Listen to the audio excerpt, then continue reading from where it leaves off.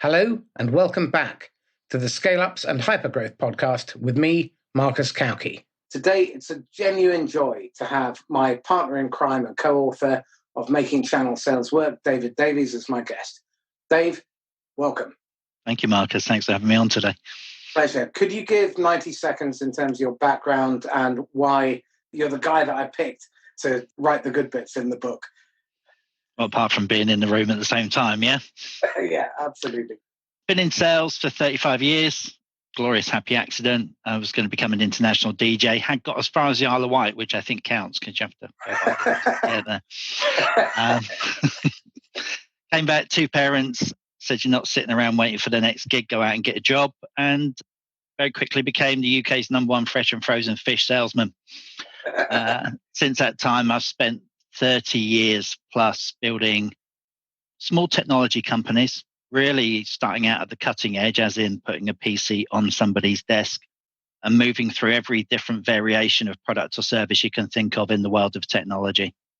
Now in Sandler, as you know, 5 years in, I continue to help small technology businesses to plan, to really get a clear strategy, find clarity around the kind of people that they need and want in their business and the roles they're going to play in their businesses, and then get great people, give them great process, and give them clarity around the perform metrics needed in any of the different roles in sales, in client-facing roles in the business, and how to re-inspire their passion in their business. Quite often they were experts when I first met them, but not necessarily in the world of A, running a business, and B, going out and selling for a living. Fabulous. Thanks for that. So tell me this, what are the four most common questions you get asked about building a channel? And if you can pepper it with a couple of real life stories along the way, that would be extremely helpful. The most traditional approach I get is one or two things. All of our people are revolting or our channel's revolting. And so quite often it's my guys don't seem to be able to find good channel partners. And when they do find good channel partners, those good channel partners tend to turn into bad ones quickly. And so the typical question is, what is it that you do that helps a channel manager take a good channel partner and enable them to be a really productive part of our channel, to play a key role in our channel, specialize in a bit of that clarity around you. If we find a partner, what should they be doing? Where should they be focused? And how do we support and help them to grow as a channel partner and get the vicarious mutual benefit of their success becoming a part of our success? How do we keep them focused on? The other is, how do I keep them focused on what we do? Quite often a vendor will come to me, and we take an example as an AI company I work for. And I can't think of an organization on the planet now that hasn't put .ai at the end of their product and gone, it's artificially intelligent in some way. Not even sure it's intelligent at all, let alone artificially or otherwise. But anyway, put that to one side. Huge amount of competition in that space. This particular AI company are battling what you would consider in the industry to be behemoths. We spent a lot of time really focusing on what differentiates us from those behemoths, what enables us as an organization, much more driven by the people in that business and our passion for outcomes than, hi, we're a big company and we do some stuff. We spent a lot of time focusing on really the value proposition, or used this phrase a couple of times in the last week, and I don't think I've really used it on them, but what's our value provocation? How do we provoke prospects into wanting to engage with us? The value propositions can be a bit trite sometimes, forgive me. A provocation. What reasons do I have to give them to want to talk to us specifically and perhaps explicitly about what we do? That's a very interesting theme, and one I'd like to develop, because if we look at what passes for average channel marketing, it's generally fucking awful. And I often make the joke that it's like showing photos of your ugly baby to strangers and wondering why they're not as enthusiastic as you are. But it strikes me that an awful lot of the channel marketing, the MDF, frankly, they would be better off buying lottery tickets than wasting it on what they do. Why is it that there's that awful technical marketing drivel that's perpetuated, which only appeals to people who can say no or maybe, It doesn't really provoke the business to say, we need some of that. I think it starts with, it's a well-worn, commonly used phrase, which is the buyer 60% of the way through his buying journey before he even finds you as an organization. And yet the only people that believe that to be true are marketeers, because often it's the only way they can justify their existence. Marketing, again, we used to sound the rule that we use quite a lot, which is, don't sell features and benefits. And the only people that fell in love with features and benefits, again, in your marketing department, it's a really easy way of describing what your product does. It doesn't really describe what your product is, and it rarely, if ever, offers much in the way of measurement of success.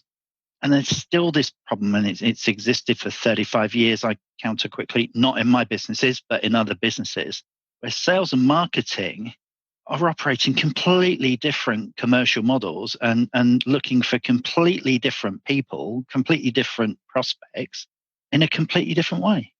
And they still, even today, now have not learned how to have a mutually beneficial conversation about the same goal they should both be going after.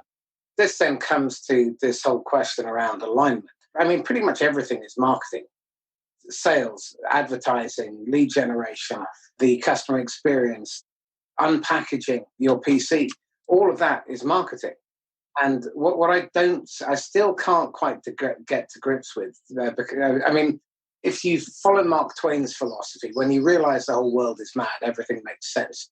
But that doesn't really provide a satisfactory solution to the problem, which is why there isn't total alignment between sales and marketing, and why you end up with silos, politics, and turf wars between sales and marketing, customer success. If you look at Salesforce, they realized that they were hemorrhaging so much business at the back end around retention that they put their customer success people in charge of sales and marketing. And that strikes me as being a pretty forward-thinking approach.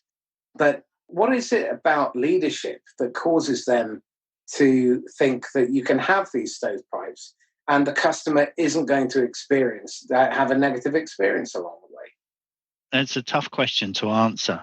There's so much said and spoken about leadership and effective leadership, often from people who've never led anybody, including their dog, for a walk. So I think there's a lot of confusion in that space.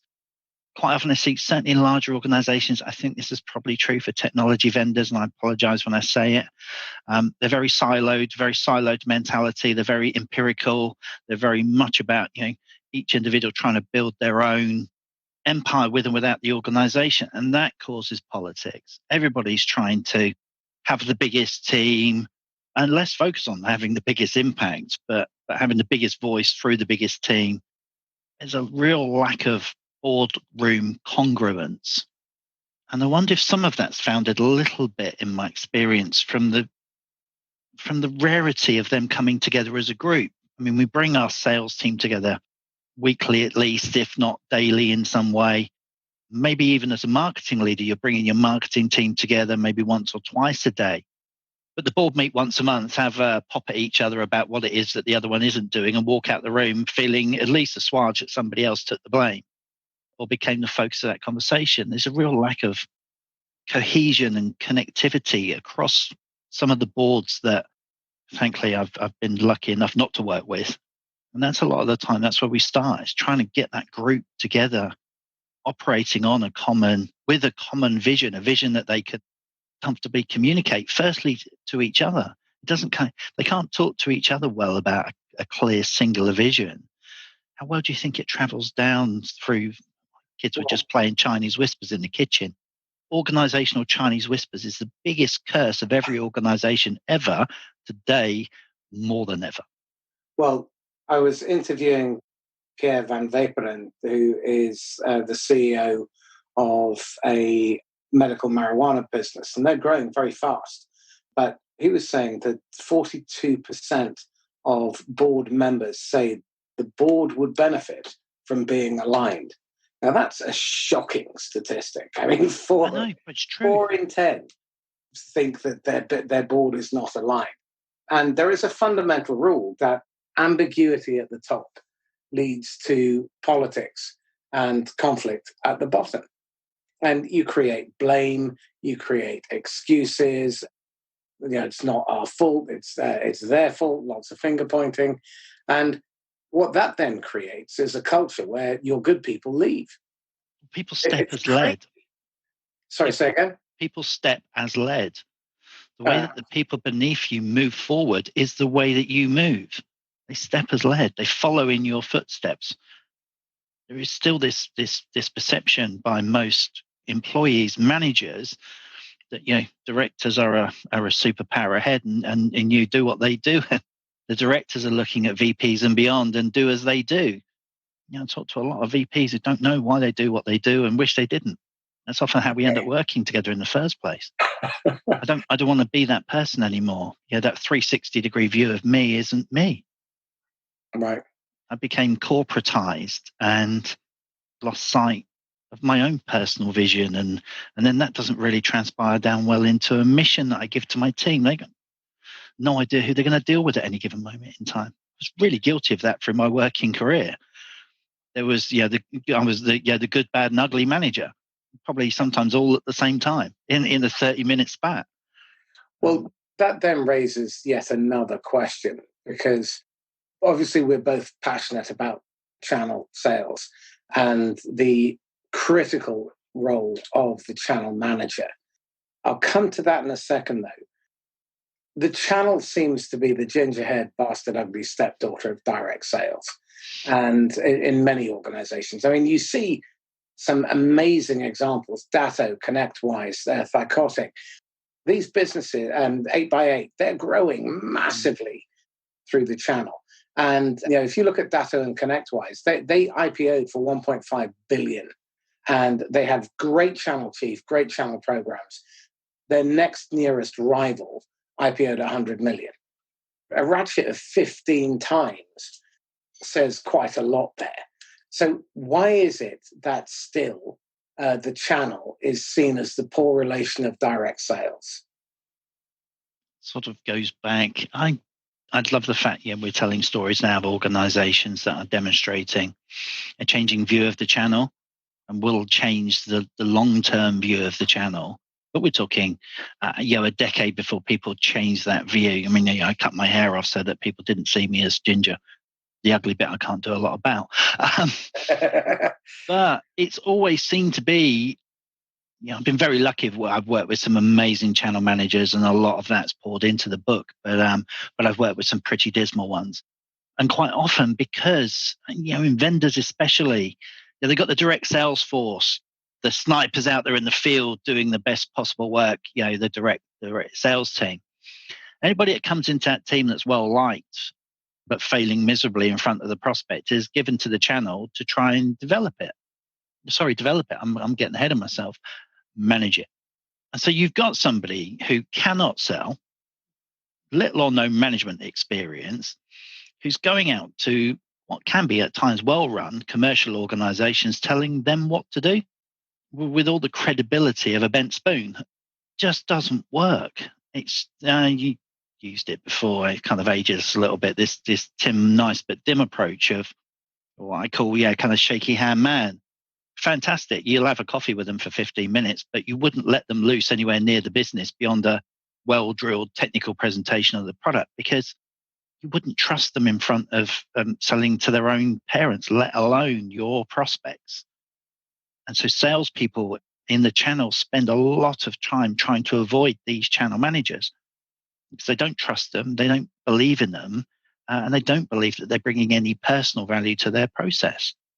And it makes total sense. What makes a great channel manager great? I think they spend real time getting to know the business. Seems like a really simple thing, but they kind of do their research beforehand, and they carefully select partners that have a good match with your own organizational culture. They choose partners that I think are more experts, more specialists in a particular industry. And so they're careful to select partners that perhaps don't spend more time running over each other's foot and driving their business collectively together forward. They know that the relationships they need to establish are at executive level, that they are seen as strategic partners able to come in at board level and help that partner organization to grow with you, with them. So they're trusted at that grade. They're really good trainers. And I don't mean technical. There's a place for that stuff. But they know what it takes to sell direct, and they're able to train a partner's people to follow suit and do that smoothly, frictionlessly, effortlessly. They build a series of confident performetrics that they develop with the partner that both parties hold themselves accountable to. And so they're able to, again, measure the success of that partnership, from day one and through that original, those first 90 days together, getting them to that first, noticeable invoice and beyond into developing more and more clients like that.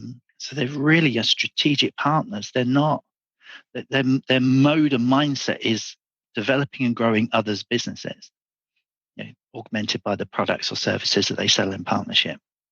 One of the things that's very clear in my experience is that they also have fabulous business acumen. They're not fixated on talking about the product. They recognize the ability to translate whatever their products are in the context of the end user's business. And they aren't afraid of working with other vendors who offer complementary products and services, so that they can help the partner win the deal and deliver a really good solution for the customer. And as I look at the competencies of channel managers and channel chiefs, they are so of really good ones. A channel manager is closer to a general manager in profile than they are to a sales manager. And a channel chief is closer to a chief executive than they are to a VP of sales. So that then speaks to the fact that you really do need to be very selective in your recruitment, but also in terms of creating a runway for someone to transition out of direct sales and direct sales management into channel management. And they need a bucket load of scar tissue. So again, why is it that still today there doesn't seem to be a really effective training program to start fostering and developing channel management talent? It's hard. You and I both know this. We spent a lot of time working, reworking, revising, and revisiting. And I found it the other day in my folder with some of our original kind of mad etchings on the wall. It changed so much as we went through the journey because we found different variants of channel, and that augmented what we were thinking. Probably built something in the more classic view that was maybe not as modern as it needed to be. This change of role that we saw as we developed the book was super important. It was beyond just being good at sales and able to talk to other people.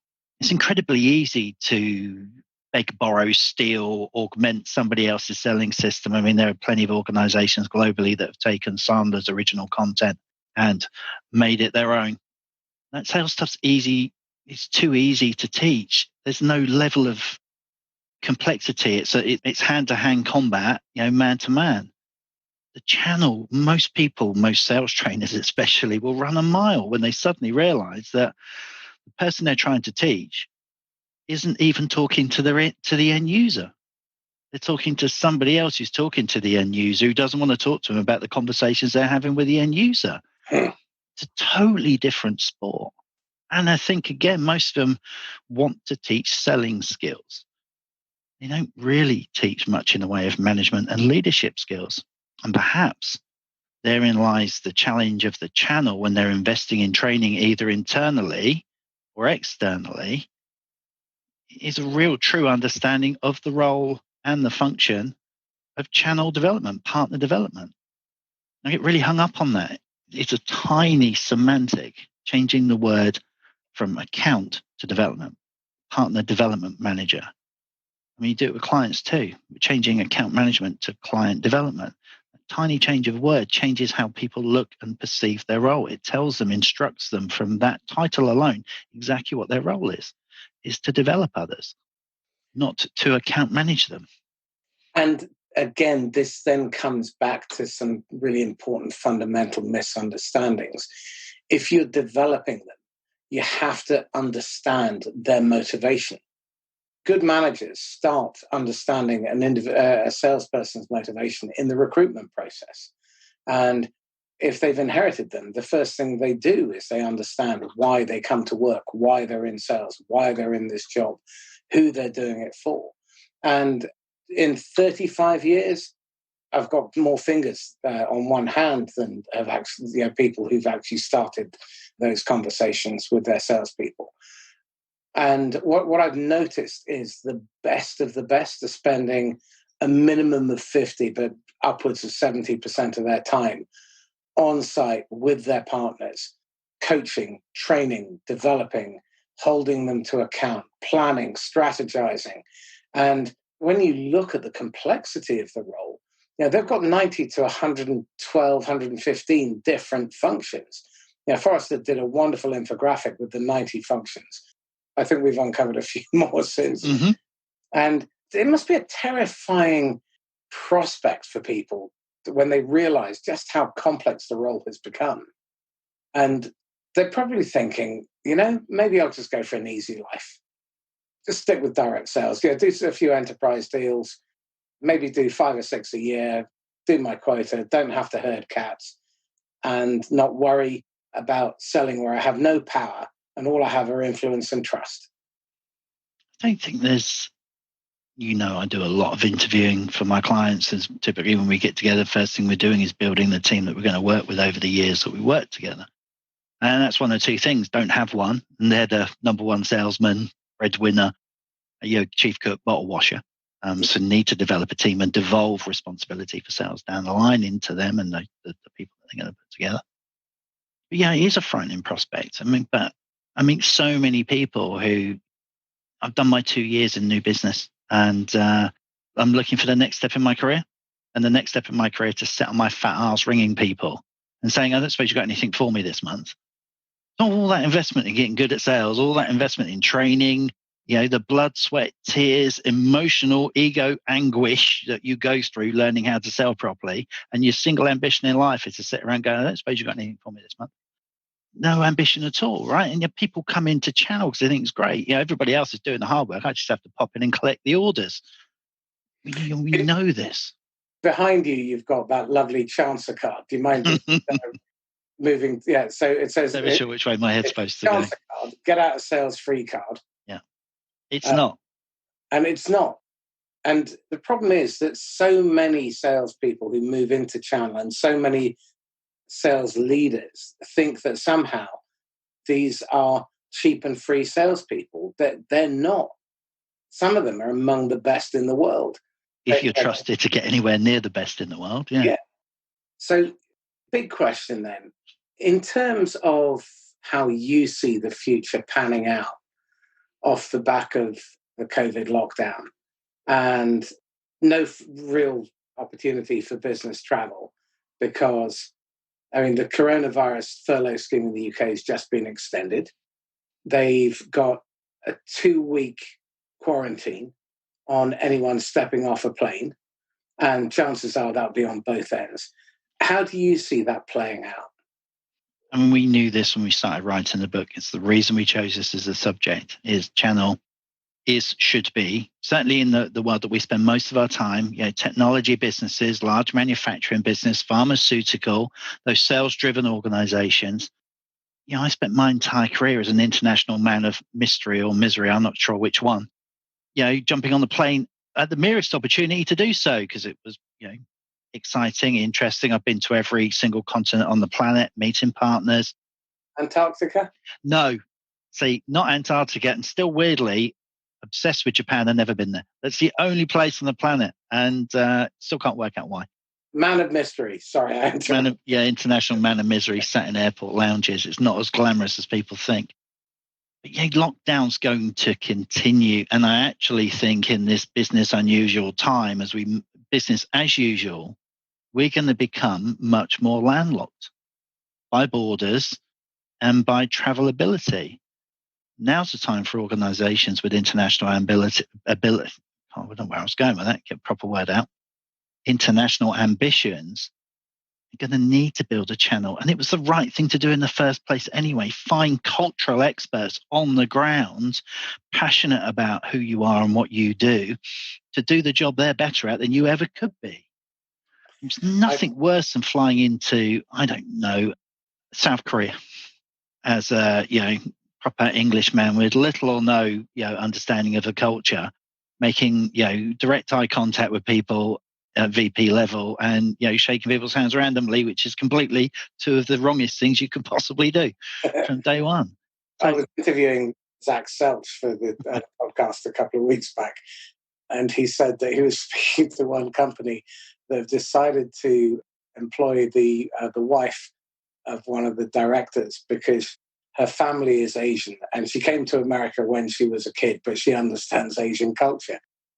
This was how they were planning to expand into Southeast Asia. I mean, what on earth? Anyway, the piece around cultural awareness is really key. And understanding that the way different people approach negotiation, how they treat money, the etiquette, all of that stuff. You're not going to get that from a direct sales force by hoofing over the Atlantic. And even Americans coming into Europe, the cultural subtleties that you need to understand if you're going to succeed in a local market. Well, they're not blessed like you and I are with an accent that's really attractive in their country. I've just upset the entire Americas. And this then brings to mind the key question, which is, given that we've got the lockdown likely to continue for the foreseeable future, and we're going to have to go towards the channel, there's an awful lot of crap out there, let's be honest.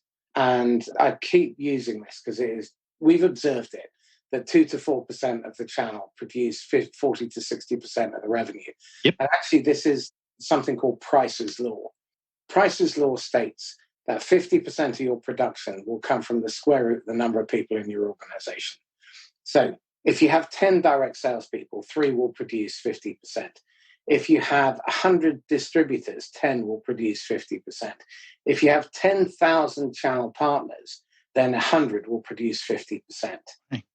Now, what that tells us is that talent grows in a linear fashion, and a whining, moaning, bitching, excuse-making, and being crap grows exponentially. Now, in my mind, and again, I'd be curious to debate this with you, represents a fantastic opportunity for vendors to sit down and look at their channel with a blank sheet of paper and work out where that 50% production comes from. And then to can the bottom 50%. So if you got 50, you keep 7 and you get rid of 43.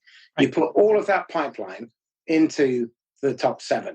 You put some really good SDRs behind them and some marketing, really good marketing that actually works instead of the usual data sheets and tedious white papers that no one reads. And then you spend the rest of that budget on training, coaching, and recruiting people like that top 50%. And if you do that, within a year, you'll be at the same revenue level or higher, but you will get to keep 2 to 3 times the profit. And your partners will be growing at 300, 500, 800, 1,200, 3,000%. Now, I think that's going to take someone with a bit of courage. But what are your thoughts? I think it does take a lot of courage because it's a very non-traditional view, isn't it? And it's a horrible part of my early conversations with prospects is, as we look across your team, we'll start working together. And it won't be an outcome of things I tell you to do. It will just be natural attrition. Half of these people will leave because they won't want to do what I'm asking you to do. My question is, if half of your people are going to leave, what's going to happen to you and I, our relationship? I mean, these are family members, right? I mean, you told me you built this organization as a family. If I was coming in and telling you I was going to cull half your family, I wouldn't be invited in. It's not Friday the 13th, is it? Well, it depends. It does depend on your family. I agree. I know where your head's going with that one. And the brave ones do it. And the brave ones bring me in. And the brave ones find exactly what I tell them, that once we walk through the door, half of the people there don't want to be there. They don't want to do what it takes to be successful at sales. They thought it was okay to just turn up. they work on the premise that in sales, the only thing you need for success is 2 ears and a mouth, and try and work out which one of those works in order. So you're right. Most sales leaders know it, that the significant proportion of their workforce is not productive. Some of that's their fault, right? It's got to be 6 of one, half a dozen of the other. Like you said, if you sit down, you really work out what onboarding and continual development looks like in your organization, you can halve it overnight. Significantly more profitable, distinctly more successful because of it. So this then points to a requirement that senior executives in the C-suite need to better understand the real value that good channel can bring. Because historically, the CFOs played fast and loose with commissions. They are afraid of spending money on training the partners to sell because they're afraid that they'll sell competitors' products. So what advice would you give to a CEO with a vision who wants to go down the channel route, but they've got resistance or a hostile board who's thinking, well, that's very non-traditional. That's not what we've always done. And that's not what made us successful in the past. I think part of it is, you get hard resistance quite often when you're hard pitching ideas that you haven't really thought through as clearly as you could do. It takes a little bit of thought and a lot more planning. If you're in the middle of a dysfunctional channel, then stop and really spend some time working out what you've done to create it, because it's your fault. That's my best piece of advice to most leaders is if you've got any kind of troubles in your business, it's the cheapest piece of advice I give anybody is buy a mirror. And take a look at yourself, because most of the problems start with you. So really need to take some time to plan it and work through and spend a lot less time. This was crippling in my career as a sales leader. I spent a huge amount of time staring at dashboards I didn't understand, trying to work out what they were telling me. There's not a lot of, there's so much information available to leaders these days that I think, some of the decision-making perplexity comes from all of the different data points that are thrown at them. And it really is, I think, a desert island exercise sometimes is stepping away from all the other advice and input, really just finding a clear space of time to sit down, have a look at how you got to where you got to. Spend some real time working out what you want it to look like. So find out what you've got, work out what you want, understand and establish what the gaps between those two things are, really start to document that plan in a style that you could hand to your wife, your partner, your best mate, your neighbor, and they would understand it. Really spend some time working out what does good look like in the people within your business. And then really take a one by one, person by person view and stick that template over the top of the people you've got and work out if they are the right people or not. It's interesting. I think listening to you talk, I think I've come to a little epiphany, which is that because the results are so unpredictable and the partners are collectively unreliable, the emphasis on building the land army is there in order to try and spread your risk and reduce the odds of missing quota. But actually, that's a false economy. You're asking the wrong question.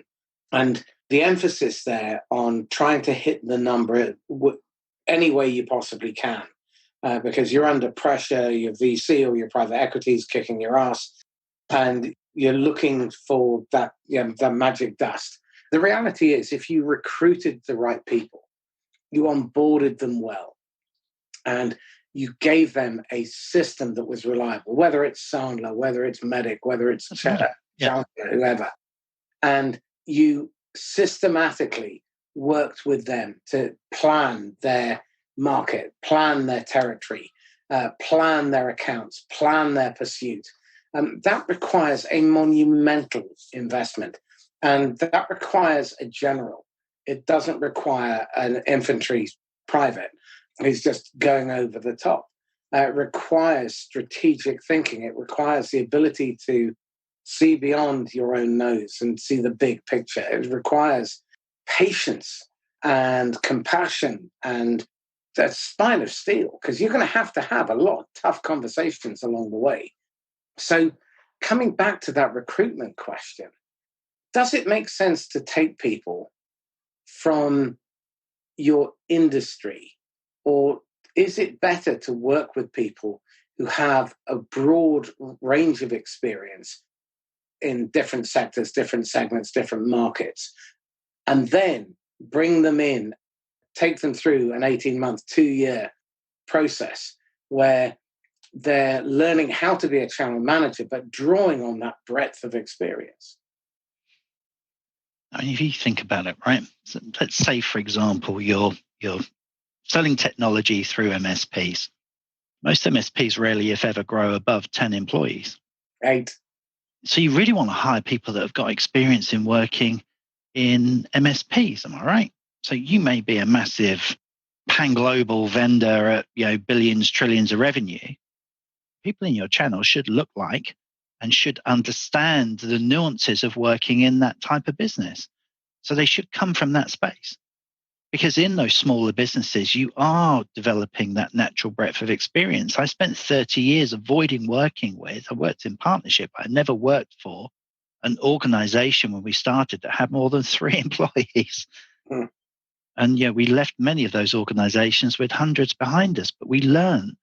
I learned my skills in finance, in marketing, in sales. I was the IT director for most of those organizations, because mostly sales businesses, if the IT goes down, who was getting hit? Me. So who was the person that rang the alarm and reacted quickest? Me. If I fix my own problems, I've only got myself to blame. So I learned, the broader aspects of running a business, broader aspects of planning the breadth of a business, rather than simply just being in my singular discipline of sales and turning up to my call, presenting my slide. I knew what it took to run those types of businesses. And that's what I loved. I mean, I started off learning about channel management under the there's some guys from companies like Tektronix and Mitsubishi selling their printers, and I was selling a lot of them. Back in the day when you could put cash on the end of my desk, it was nothing more motivating than a thick pile of dollars for a campaign they were running, or a mountain bike that I chose that was wheeled into the office. A lot of that stuff's dead. That used to work so well. But they got my business. They really came in and took time to understand my audience, my clients, my prospects, my business, my people, what it was they could do to help us grow. And they played a significant role in growing our businesses. And the more they grew my business, the more money I made, and the more money I made for them, and the more prospects I won, the more clients I had. So I made more money and they made more money, and my clients grew too. So there was that. We talk about it a lot, that win-win-win up and down the line. It was totally symbiotic. Well, I interviewed John Delosier from 8x8, and what JD said was that he would only recruit people who came from an MSP or partner background. Right. And none of them had less than 15 years. They get it. You hire people, the people you want to do business with. It makes total sense. There's no point in a small business hiring, the enterprise big swinger from, a large technology vendor. They won't fit. They won't enjoy the culture. They won't understand your audience, because their version of small business is anybody with 10,000 employees plus. Your version is anybody with an employee. They've got to look like, they've got to smell like, they've got to have worked in those environments and understand the broader commercial feel of a business of that type. Very interesting. Okay, what are the questions that people don't ask but should around the channel? They really quite often, I think, when I first start out, they don't ask me enough about what a good partner for us looks like. They go round chasing after their competitors' channel partners, trying to dispossess or dislocate much bigger, much richer vendors. And I wish they'd spend more time talking to me about, what does a good partner like for us look like?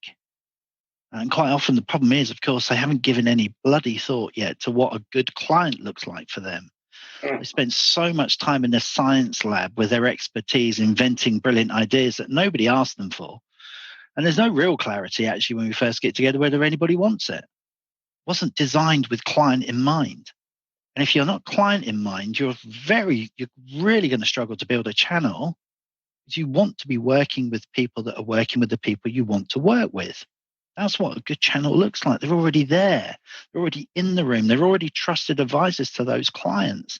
They already know that when you turn up, that client's working with your competitive vendor, and they're pissed off, irritated, frustrated, disappointed, been let down in some way, and they're waiting for you to turn up as some form of missionary to save their clients from the pain of working with, the big vendor that's grown to the point where they believe they own the universe. But they understand the chinks already in their clients' armor, as it were, and are able to frictionlessly, quickly put you out in front of their clients and say, we've only just met these guys. We think they've got something. We want you to talk to them.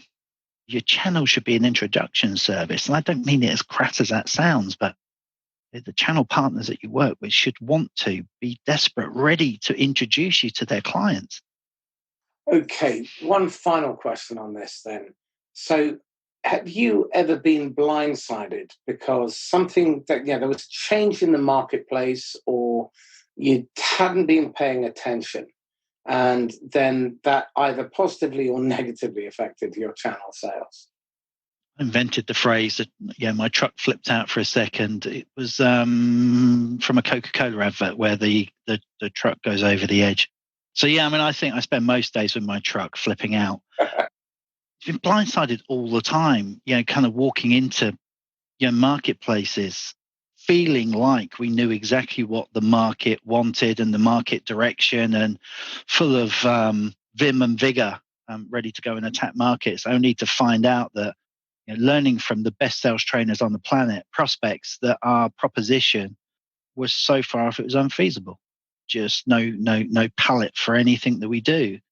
I was a technologist, and so I was the easiest person in the world to sell on a technology and get all excited about coming and working for a company.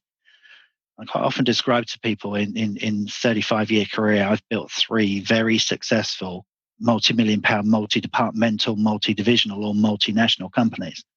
I've also shut quite a few because there was just no market for what we did. And quite often in those organizations, we gave up trying to do it direct and find channel partners that would get us out of sales free, and that didn't work. So quite often, the blind sides, and it still happens to me now sometimes, is client centricity. It's having that focus that I've lacked sometimes in my career on who's going to bloody buy this. What is it? How do I provoke them into having an emotional reaction about what I do to the point where they've agreed to give me, a couple of hours in their diary because they want to learn more. Okay. So this has been really fascinating. I think we should definitely do this again. I do. Normally it's when you and I get together. Mutual Appreciation Society. Mm-hmm. So tell me this, what are you being influenced by? What are you reading, watching, listening to at the moment that you think, this is really class? What I'm watching is Tales from the Loop on Amazon Prime, right, which is fantastically beautiful to look at, and the stories are incredible. Massive sci-fi fan, put my hands up. What I'm reading, I haven't read for a while, but it was a gift, and I'm reading, you can't see it because of the way that Zoom blanks out my screen. I'm reading a very beautiful copy of The Art of War by Sun Tzu. I'm loosely translating the military strategies as I read through them into an application into the world of channel, because it's been such a long time since I read and translated it, and I'm about halfway through. It was a gift for my birthday. Excellent. Good stuff. So you've got a golden ticket. Mm-hmm. And you can go back and advise the idiot Dave, age 23, who was immortal, invincible, and knew everything. What would you whisper in his ear? 2 things. One of which, that bloody nameplate that says David William Davies Jr., the 11th, should be taken off your desk, you twat, and get it off your business cards. But anyway, I thought that was important back then. But the single biggest advice I give him as he was starting out into his career of raising other people's children for a living is get some bloody management training. Good management training, professional management training, and from people that had actually managed people. So not theorists. Learn to be a better manager, and very quickly learn to be a better leader of people. I was at times, despite my fan club's protestations, I was a crappy manager because I spent more time worrying about how good I looked as a salesman and rescuing my team, so that I could, surreptitiously look like the big dog, and should have spent a lot more time understanding people, understanding my people, and understanding the reasons that they go to work. Biggest mistake I made in my career. And honestly, we've both been there. Thank you for that. What are you struggling with? What are you wrestling with at the moment? I'm in recruitment mode for 2 organizations. Here's my struggle. I'm still to this day thoroughly disappointed with the quality of salespeople in this country or beyond. I'm only really focused here right now. The sheer inability for people who would perceive themselves to be professional salespeople to demonstrate any form of sales process, any form of tangible way of taking somebody from, I might be interested in what you do, to I'm kind of interested in what you do, to, oh, I bought what you do. And that's still my struggle today. And I can find some people, again, who are just brilliant in telephone interview, and you stick them in a face-to-face interview, or slight challenge at the moment with it being more video-based, and watching their skills crumble. And I get too emotional about it, but it breaks my heart to watch so many people in our industry continue to give the term sales such a bad name in their style, in their behaviors, in their seeming disinterest in interview is the best way to demonstrate to anybody how you sell. And the sheer level of disinterest some of them show in being and demonstrating professional standards is disappointing. Counter that when I have been lucky enough to meet a few very, very good ones. And some who've had very little training, but are able to demonstrate the natural development attributes and willing ability to be coached by others, even in an interview process, even if they know they're not getting a job. But 90% of them really don't own or have earned the right to call themselves professional salespeople. And that will continue to disappoint me, I'm sure.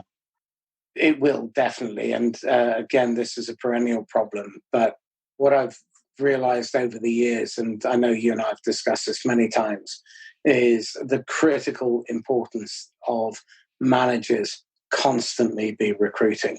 Given that you are likely to find an A player, maybe 1 in 200, that's pretty much what your findings are as well. Pretty much, yeah. And sadly, those numbers haven't changed. 200 CVs will get me to 1 hire. You'll get B players somewhere between 6 and 12%, depending on the industry. And you need to keep filling that funnel.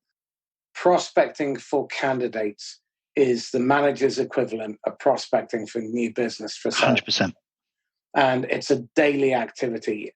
Every one of the scale-ups that I'm interviewing the sales leaders for, their managers are interviewing pretty much every day without fail, sometimes 2-3 interviews a day. And you can't get good at prospecting unless you prospect, and you can't get good at hiring unless you recruit. Got to be in that process to learn and improve your understanding of people, your understanding of the role. It's essential. Always be hiring. And the other side of that is you need to practice. You've got to get out there and interview so that you can start sniffing out the bullshit. Because let's face it, the one thing salespeople might be able to sell is themselves, because it's the one thing they're more intimately aware of. And if they want the job, you've got to be able to filter out the Mr. Beans dressed in a tuxedo, because you ain't getting Mr. James Bond. And I think this then points to another area that is certainly, I know, a passion of yours as well, is management development and management enablement. I've never heard the term management enablement until I started coining it. And why is it that managers are basically tapped on the shoulder and left to flounder? And somehow completely different skill set is miraculously meant to just puff out of thin air. Yep. This isn't quantum physics when it comes to management. Something doesn't come from nothing. You've got to learn how to manage. And managing, the supervisory part of management is dramatically reduced if you hire well, you onboard well, you train well, you coach well, and you hold people to account. So in finishing this then, what advice would you give to CROs who are looking at building their channel for the first time? And what do they want in a channel chief? All the things you've just said. Somebody who looks like and smells like the channel you're building, for a start, so they'll understand those businesses well. They are able to demonstrate competence across the sales and management skill base so that they're trusted to train, invited to coach, asked to mentor the people that they work with, and have the supervisory skills to be able to hold their channel partners and themselves to account, and for the things that they both promised each other they were going to do together. And it's a really broad skill base. And it's somebody that probably isn't always necessarily, there's no reason for great direct salespeople to go into the channel. And there's no reason for great direct salespeople to go into management. Frankly, they'll make less money. So what's the point? Find people that have got that good, broad business acumen and are able and trusted to train, coach, mentor, skill up and grow. They're more akin to business coaches than they are. Yeah, it is a complexly broad skill base that you need to have. And frankly, most don't. If anyone is looking at recruiting into their channel, Dave and I worked with one of our partners to develop a couple of profiles to predict whether or not someone is likely to work out in role. And they're working very well in the real world. So if you are considering building your channel or rekindling your channel, then please get in touch. Dave, thank you so much. This has been inspiring, informative, and as usual, engaging.